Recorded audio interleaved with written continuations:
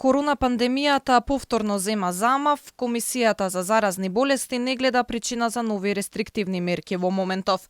Од Комисијата велат очекуваат да расте бројот на ново заразени, но не очекуваат дека ќе има случаи со тешка клиничка слика за кои ќе е потребна хоспитализација.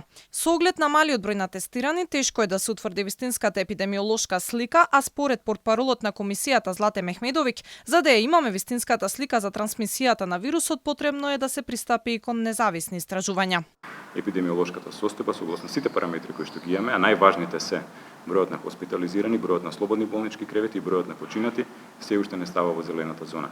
Не можеме да кажеме дека дефинитивно причината поради која што имаме мал број на тестирање е одбивањето на тестирањето или летните одмори или тоа што граѓаните повеќе ги користат брзите антигенски тестови. Можеби најпрактичниот начин за да се утврди колкава е количината на коронавирусот помеѓу популацијата е да се прават независни истражувања. Во моментов ние знаеме дека трансмисијата на вирусот е висока. Меѓутоа, знаеме и во исто време дека не предизвикува многу често тешка клиничка форма на болеста и не ги преполнува болниците.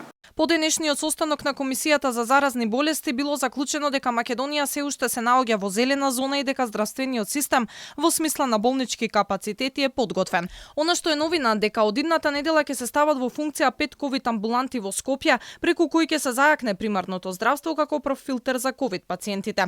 Амбулантите ќе функционираат на принцип на ротација на матичните лекари, а во истите ќе се прават и тестови за COVID-19. Во текот на наредната недела треба да почнат со работа 5 ковид амбуланти на територијата на град Скопје, градот кој што во моментот е најзасегнат со број на ново заразени на ниво на примарна здравствена заштита, и сметаме дека ова ќе биде добро решение за да се скратат проблемите и во процесот на диагностика со недостатокот на тестови кои што беше во текот на изминатиот период, но и во процесот на третман и следење на пациентите на ниво на примарна здравствена заштита.